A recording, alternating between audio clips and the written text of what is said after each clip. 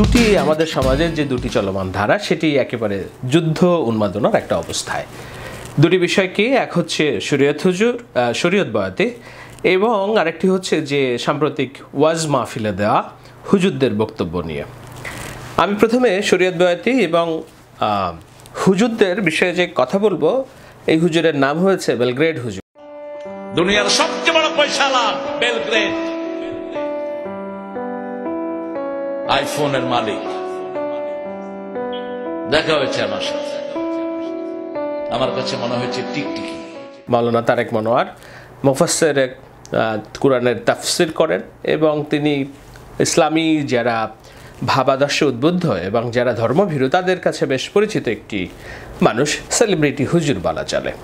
আরও হুজুর আছেন বর্তমান সময়ে, মাওলানা মিজানুর রহমান আজহারি সাহেব, ওনাকে নিয়ে হয়তো আমি পরে আলোচনা করব।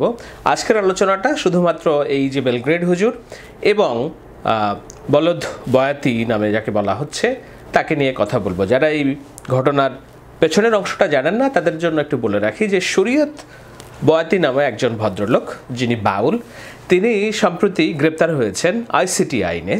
যারা কয় গান বাজনা হারাম, আমি এত কথা বলবো না, 50 লক্ষ টাকা থাকবো যদি গান বাজনা প্রমাণ দেখাইয়া জায়েজ না করতে পারি। জীবনে বাউল মঞ্চে আমিও দাঁড়াবো না, কোনো বয়াতিরও দাঁড়াবার দেবো না। কোন কিতাবে লেখা আছে গো হারাম বাজনা গান? তিনি যেভাবে বলেছেন, ধরুন গান বাজনা হারাম কোন কিতাবে লেখা, আমাদের যারা হুজুর আছেন তারা কিন্তু বলেন নাই যে এই গানটা বন্ধ করতে হবে, আমাদের ইতিহাস থেকে মুছে ফেলতে হবে, তাই তো? কিন্তু শরীয়ত বয়াতি তিনি এটা করতে যেয়ে আবার বাহ্যিকভাবে যেসব কথা বক্তৃতা আকারে বলেছেন সেখানে অনেক দাম্ভিকতা দেখিয়েছেন এবং একটা পর্যায়ে তিনি চ্যালেঞ্জ করেছেন 50 লক্ষ টাকার। মূল বিষয়টা হলো যে, এবং একই সাথে মোল্লাদের এক বাক্যে তিনি বলেছেন চোখাওয়ালা টুপি পরে এরা কথায় কথায় হারাম বলে, এদেরকে শালা বলে তিনি অভিহিত করেছেন। 1300 বেতন পাস, খাস হইলে আজান দিয়ে, হ্যাঁ তুই কস হারাম, চুক্কা টুপি বানরের মাথার মতো দিয়ে বানিয়ে বানিয়ে খালি কস হারাম। হারাম কয় করে? এই বেদাত কয়, এই শালা বেদাত কয় করে? তার যে অবস্থান হয়তো তার ভাবনায় ঠিক আছে, তিনি যে চোখাওয়ালা টুপি পরে যারা ধর্মের অপব্যাখ্যা দেন এই মৌলানাদের কথা বলেছেন, সেরকম মৌলানা যে সোসাইটিতে নেই সেটা নয়, অবশ্যই আছে। যেমন বেলগ্রেড হুজুর, আমি তার কথা একটু পরে আসছি, তবে তার আগে বয়াতির এই প্রসঙ্গটার শেষটা নেই। কেন তিনি তার তার মুক্তি আমি চাই ঠিকই, কিন্তু তিনি যে একটা অন্যায় করেছেন সেটা মেনেই আমি এই কথাটা বলছি। অন্যায়টা কি? সেটা হলো যে মোটা দাগে আপনি ধর্মগ্রন্থকে চ্যালেঞ্জ করতে পারেন না। ধর্মগ্রন্থ অন্য কোনো বই নয়, সাধারণ বই নয়, সাধারণ জ্ঞান নয়। ধর্মগ্রন্থ এমন একটা জিনিস যেটা আপনাকে মাথা নত করে বিশ্বাস করতে হবে। এই ধর্মগ্রন্থের অপব্যাখ্যা নানান জায়গায় নানান মানুষ দিয়ে থাকেন, সেটা আমাদের মতো অর্ধশিক্ষিত মানুষরাও দেন, আবার কুরআনের যারা মুফাসসির আছেন তারাও দেন, এটা অস্বীকার করার কোনো উপায় নেই। কিন্তু সামগ্রিকভাবে যদি আপনি চোখাওয়ালা টুপি পরা মৌলবীদের কথা বলে সমগ্র আলেম সমাজকে আপনি দোষারোপ করেন, তাহলে সেটা আইনের বরখেলাপ, সেটা বড় জনগোষ্ঠীর ভাবনার বরখেলাপ। এই কারণে বরখেলাপ, ধরুন আমি একজন সাংবাদিক, আমার প্রাতিষ্ঠানিক শিক্ষা আছে, বিশ্ববিদ্যালয়ের ডিগ্রি আছে, প্রায় 20 বছরের সাংবাদিকতার অভিজ্ঞতা আছে আমার। আমি সাংবাদিকতার নিরিখে তথ্য পর্যালোচনা করে যেই তথ্য আপনাদেরকে দেই এবং যেই প্রতিবেদন আমি দেই সেটা হচ্ছে আমার সাংবাদিকতা। কিন্তু একজন রাস্তার মানুষ কিংবা বাঙালি যাদের হাতে হাতে মোবাইল আছে, এইসব বাঙালিকে নতুন শব্দ বেরিয়ে হয়েছে, তাদের নাম বলা হয় বাঙালি। এই বাঙালি অল্প শিক্ষিত অর্ধশিক্ষিত কে একজন এসে যদি আমার সাংবাদিকতা জ্ঞানকে চ্যালেঞ্জ করে বলে যে তুমি বালের সাংবাদিকতা জানো, আমি যেটা বলছি এটাই সাংবাদিকতা, দুঃখিত আমার এই শব্দের জন্য, কিন্তু এইভাবেই তো মতামতগুলো প্রকাশ করা হয়। দেখুন, আমার 20-25 বছরের অভিজ্ঞতা, প্রাতিষ্ঠানিক ডিগ্রি দিয়ে আমি সাংবাদিকতা করি। একজন বাঙালি যার মিনিমাম সাংবাদিকতার জ্ঞান নেই, প্রাতিষ্ঠানিক পড়া নেই, সে যখন আমার সাংবাদিকতাকে চ্যালেঞ্জ করে এবং আমাকে দিয়ে সমগ্র সাংবাদিকতার গোষ্ঠীকে যখন বলে যে এরা দেশের শত্রু, তখন সামগ্রিক অর্থে যারা প্রকৃত সাংবাদিক তাদের ব্যথা লাগে, তাদের কষ্ট লাগে, এবং তারা মনে করে যে এই মোল্লাদেরকে, এই অশিক্ষিত মানুষদেরকে প্রতিহত করা একটা শিক্ষিত মানুষ হিসেবে তার দায়িত্ব। নিশ্চয়ই কথাটা বুঝতে পেরেছেন যে যার যেটা কাজ। আমরা দেখুন, আমরা যতই শিক্ষিত হই প্রাতিষ্ঠানিক শিক্ষায়, ধর্মীয় বিষয়ে আমরা শিক্ষিত নই।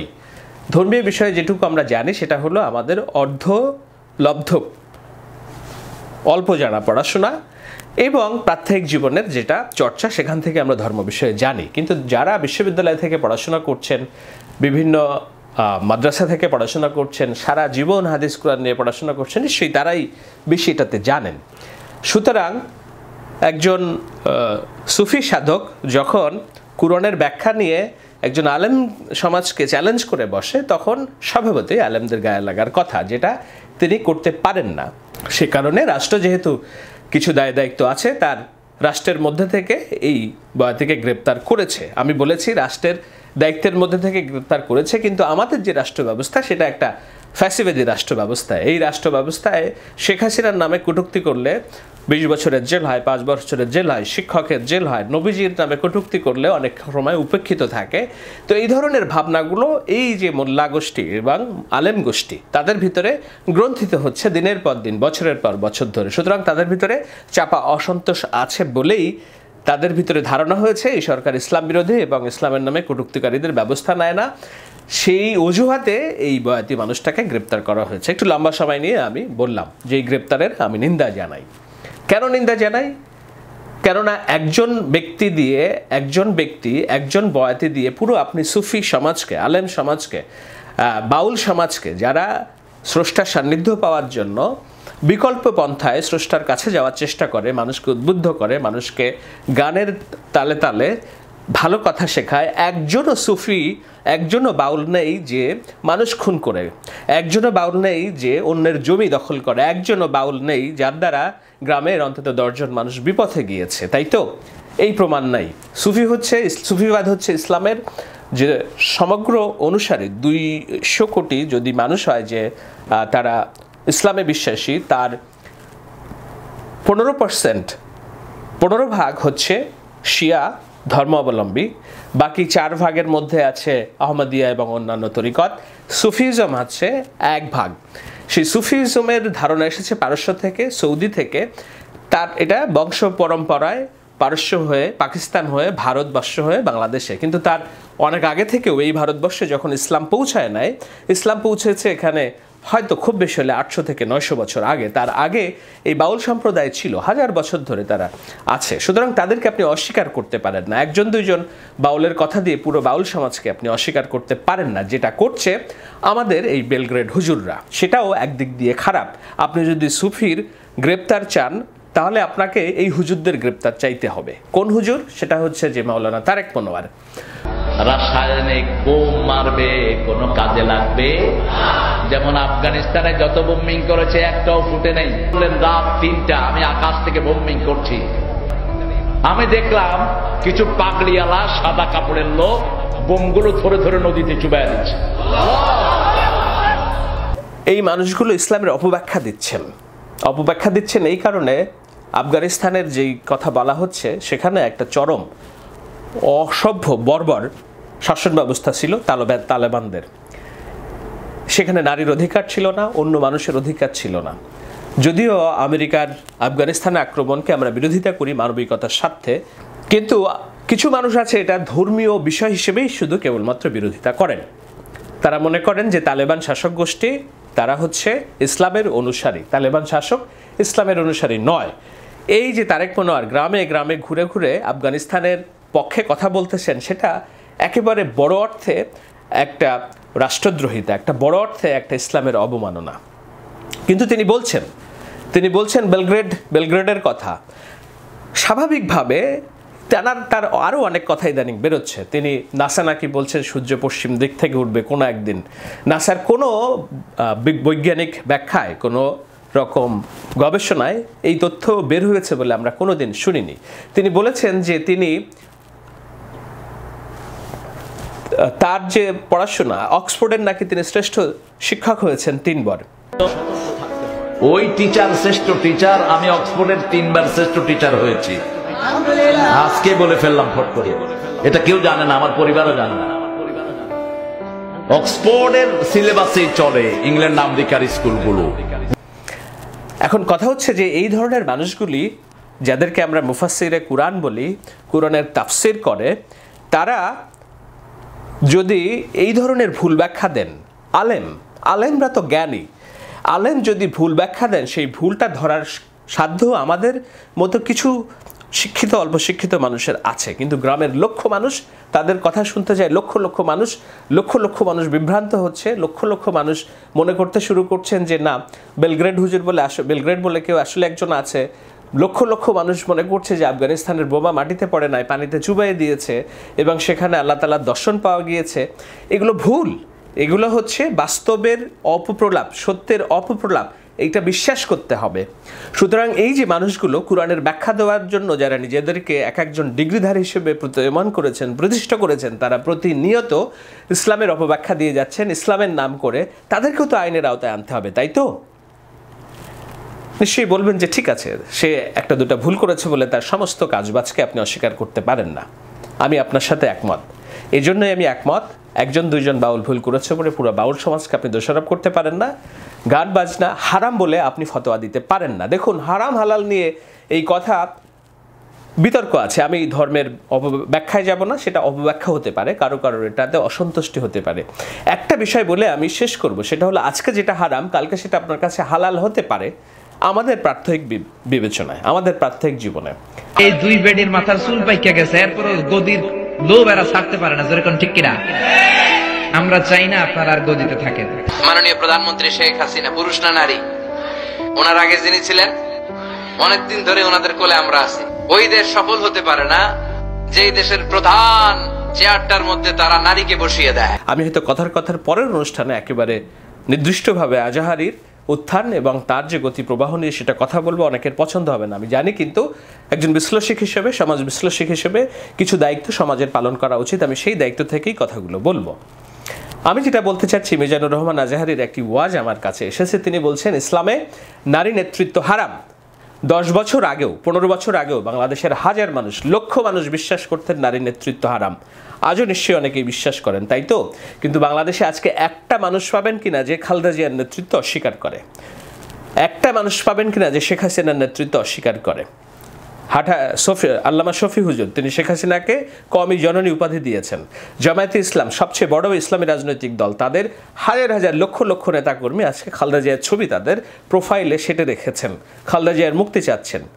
কেননা তারা বুঝেছেন যে হারাম ইসলামের নারী নেতৃত্ব বলে যেই কথা তাদেরকে এতদিন খাওয়ানো হয়েছে ধর্মের অপব্যাখ্যা দিয়ে, বাস্তবতার নিরিখে এটা যায় না। বাস্তবতা এটা যদি আমরা মানি, তাহলে বাস্তবতার সাথে বরখালাপ করা হয়। সুতরাং তারা সব ব্যাখ্যা, ধর্মের সব ব্যাখ্যা তারা মেনে নেন না। তারা শুনেন কিন্তু মেনে নেন না। তেমনি গান বাজনা হারাম বলে যেই কথা এতদিন ধরে আমাদের প্রচলিত, সেটার যে ভিন্ন ব্যাখ্যা আছে কিনা সেগুলো নিয়ে কথা বলা উচিত। কেউ যদি গান বাজনা হারাম বলে কোনো মাওলানা, সেটাও যেমন খারাপ, এবং সেটাকে বৈধ করতে যে কোনো গোষ্ঠী যদি পুরা আলেম সমাজকে অশিক্ষিত, মূর্খ, বর্বর, শালা বলে সম্বোধন করেন, সেটাও খারাপ। আমরা চাই যে একটা মধ্যপন্থার ভাবনা তৈরি হইতে, একটা প্রকৃত অর্থে মানুষের বাক স্বাধীনতার একটা সমাজ তৈরি করতে, যেই সমাজে আমার বিচার বুদ্ধি বোধ যেমন থাকবে, মানুষের বাক স্বাধীনতাও থাকবে। সেখান থেকে মানুষ বেছে নেবে তা কোনটা তার গ্রহণ করা উচিত, কোনটা তার গ্রহণ করা উচিত নয়। রাষ্ট্র আইন দিয়ে কোনো নির্দিষ্ট গোষ্ঠীকে দামাতে পারে না।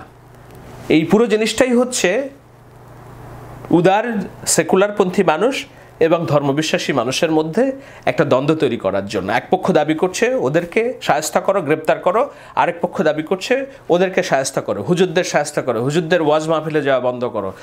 সিলেটে আজহারির ওয়াজ বন্ধ করা হয়েছে। আরেক পক্ষ বলবে তাহলে বাউল গাইতে পারবে না বা অন্যরা কথা বলতে পারবে না। এভাবেই চলতে থাকবে। এর মাঝখান দিয়ে সরকার যেই সুবিধা নিচ্ছে, এই কালো আইনের দোহাই দিয়ে একটা করে দেখবেন দুদিন পরে শেখ হাসিনা তার শাসন ব্যবস্থা, তার দুর্নীতি, কারোর বিরুদ্ধে কথা বললে এই আইনের ব্যবহার করবে এবং করা শুরু করছে এরই মধ্যে। কেননা এই যে বিবাদবান গোষ্ঠীগুলো নিজেদের মধ্যে ঝগড়ায় লিপ্ত, মাঝখান দিয়ে তারা ক্ষমতাকে দীর্ঘমেয়াদী করার জন্য এইসব কালো আইনের ব্যবহার করছে। সুতরাং এই যে ধর্মীয় অনুভূতি এবং তদসংক্রান্ত যে অনুভূতির পুরোটাই রাজনীতি যারা করেন তারা এর সুবিধা নেন এবং সেই সুবিধা বর্তমানের ফ্যাসিস্ট সরকার শেখ হাসিনা নিচ্ছেন সমাজকে বিভক্ত করে। আসুন আমরা এই বিভক্তির মাঝখানে একটু ভাবার কথা চিন্তা করি এবং আমাদের স্থিতি অবস্থার জন্য চিন্তা করি, কারণ আমাদের দীর্ঘমেয়াদী গোল অর্থাৎ উদ্দেশ্যটা হলো বাংলাদেশকে সত্যিকার অর্থে একটা কল্যাণ রাষ্ট্রে রূপান্তরিত করা। আমি ব্যক্তিগতভাবে বিশ্বাস করি, কেন আমি কথা বলি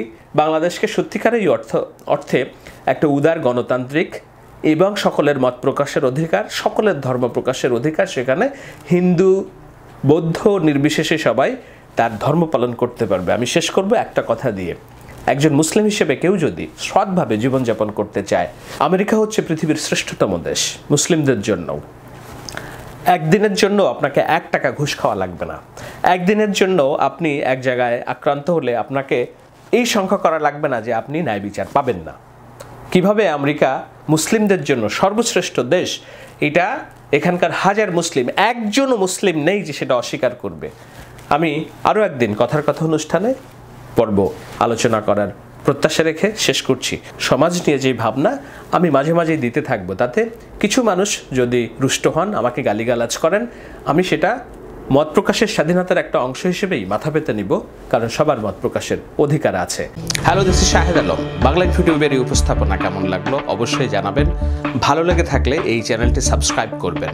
সাবস্ক্রাইব করার সাথে সাথে বেল বাটনটি অন রাখবেন, যেন নতুন ভিডিও আসা মাত্রই আপনি তার তথ্য পেয়ে যান।